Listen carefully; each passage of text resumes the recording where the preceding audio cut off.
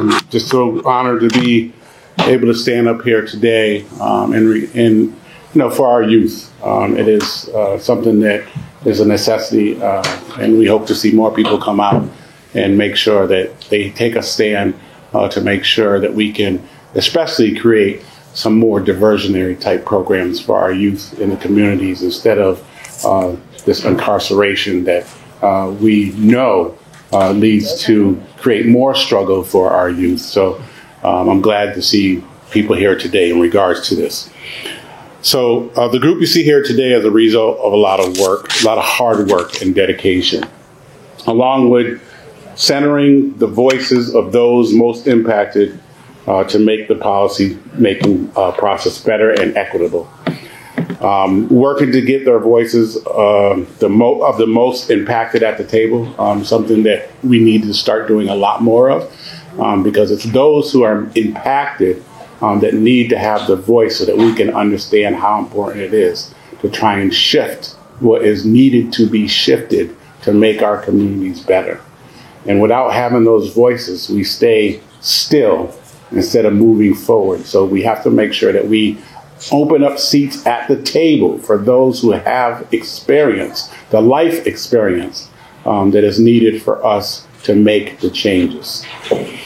Working to get them votes on the Juvenile Justice Policy and Oversight Committee is a great thing that we've done. Working to listen to communities of color and children who have been forever hurt by the impact of the legal system. Support is needed in all levels of the process in Connecticut. The needs to grow in areas of diversion and reentry. That is a huge thing that we need to start creating a more impactful and more constructive ways for our youth to feel what they need to feel as far as getting the help that's needed, as far as getting the community to help them be successful instead of declining because of the ways the legal system sometimes work now. So as well as we know, we choose to work with young people who have committed serious crimes. If you live in New London, Stamford, and Hartford, you may have come to CTJA's Justice and Safety for All Vision session tours. And something I want to just really do is thank the advisors, the young folk that come out and they help. I know when we just recently had a tour in New London, it was one of the biggest community gatherings that New London had. And that just goes to show you that people are concerned in regards to restructuring and making sure that our kids have a better outlet instead of incarceration. We're not saying that kids don't need to be penalized. What we're saying is kids need a more constructive way to learn about, what they did for us to get to the root issues of what they're going through.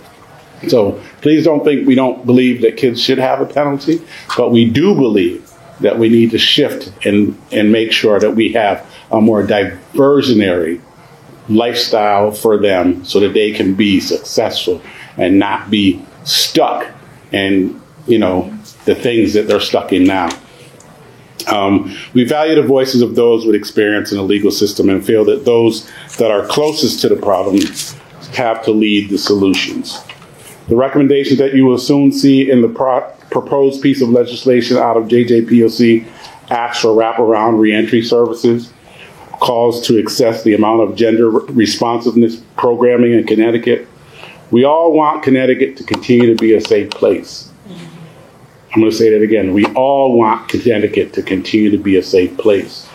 Public safety means taking care of our kids in communities and addressing root causes of crime before a crime is committed. We have to attack the root causes of the crime that create these things. Everybody says, oh, well, everybody should learn these things as they grow up. Our parents should be responsible. Well, some parents need the same uplifting and the same education that we're trying to give our kids. And some of the programs that are out there, we need some of our parents to be able to attend so that can help them also. So in regards to that, diversity program and programming for young people in general must be facilitated by a credible messenger and people who have been through the same situations. There are long-term benefits in reducing the number of kids incarcerated, and many reduce the number of transferred to adult court. By the way, these benefits mean less money, less money spent by the taxpayer, and more Connecticut residents living engaged in healthy lives. We also need to take care of them after by ensuring that they are supported and prepared for re-entry. That means not shutting the door on them once they get out.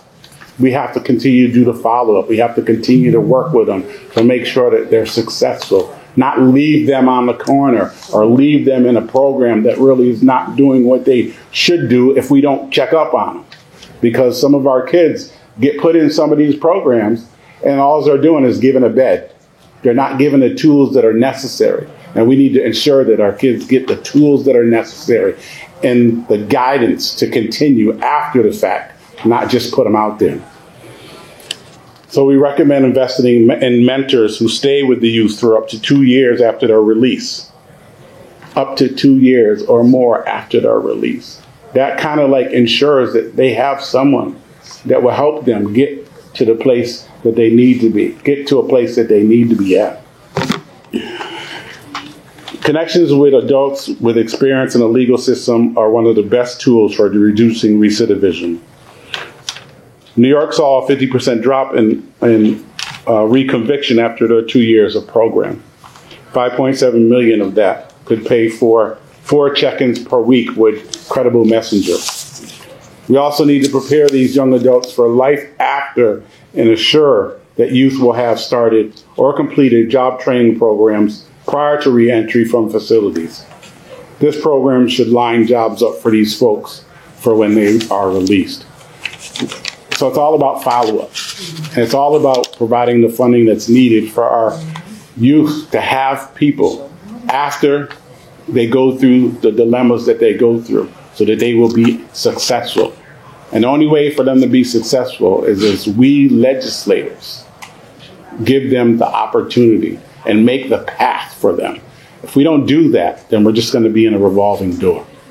So for those that are watching, legislators, I ask that you open up your hearts and make sure that you take action that is an impact and not just a Band-Aid. Thank you.